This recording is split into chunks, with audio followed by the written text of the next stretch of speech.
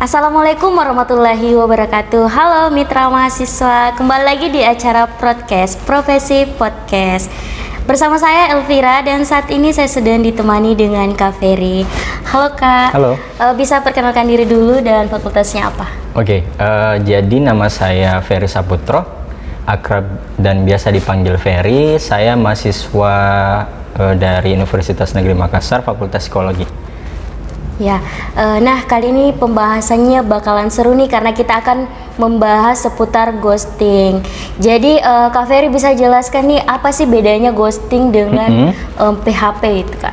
Oke, sebenarnya sebelum terlalu jauh, saya bakal jelaskan kalau saya belum terlalu expert juga terkait ghosting dan hal-hal seperti itu, karena kenapa saya kemudian dipanggil jadi istilahnya teman sharing di podcast profesi? Iya, karena kebetulan penelitian saya terkait tentang ghosting saat ini gitu, dan saat ini saya di semester akhir.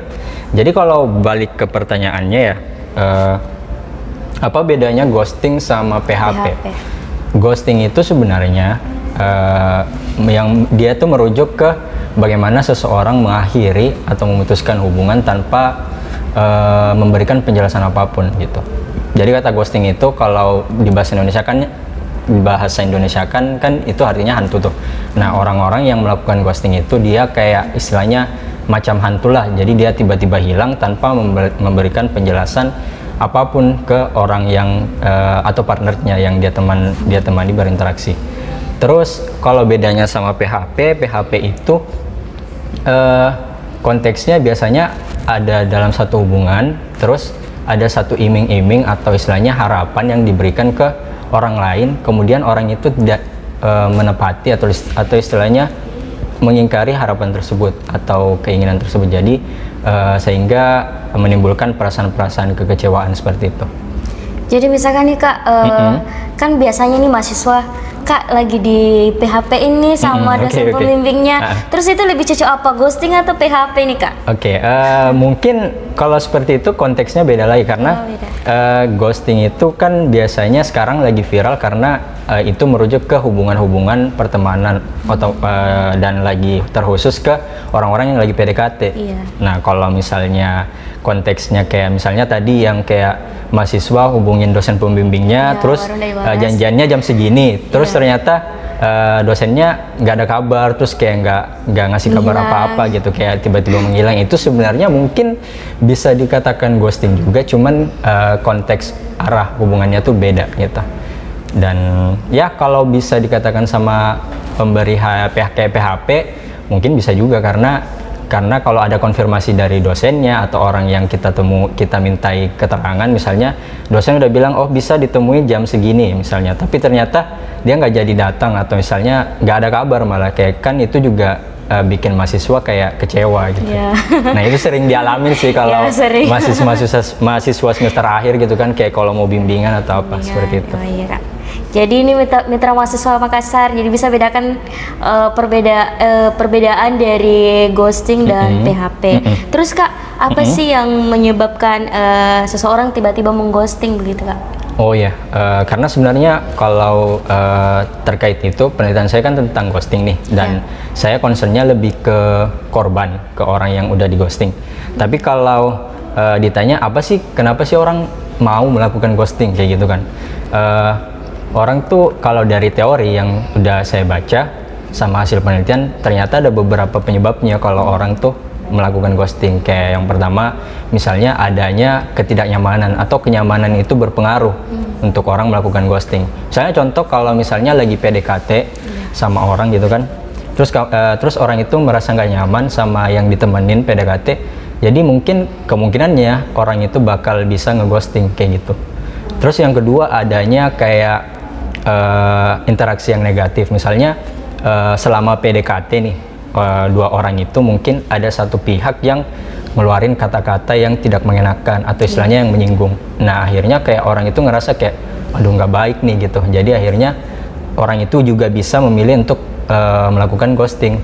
Terus ada juga kayak misalnya di teori dikatakan kayak relationship state, kayak misalnya contohnya jenis hubungannya, kalau misalnya dia temenan, kalau misalnya dia pacaran, atau kalau bahkan di pernikahan pun juga bahkan bisa ghosting berlaku gitu. Dan ada juga terkait rasa aman kalau dari teorinya, karena saya pernah lihat juga di Twitter orang bikin thread atau istilahnya cerita kayak dia memilih untuk mengghosting orang itu karena dia merasa nggak aman gitu, karena orang ini yang ditemani PDKT dia tuh obsesif, kayak dia selalu nanyain, dia selalu belum apa-apa udah istilahnya kayak posesif lah gitu kan.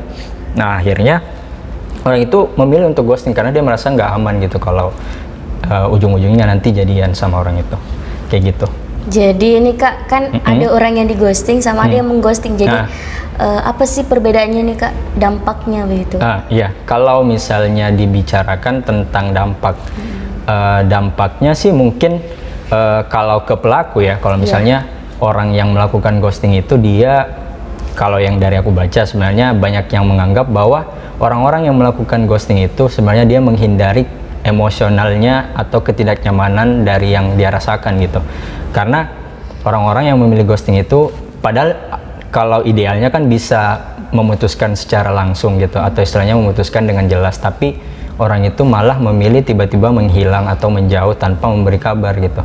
Karena dia ngerasa kalau misalnya aku ngomong ya udah kita udahan nih gitu, dia kan merasa bakal merasa nggak nyaman sama orang itu gitu.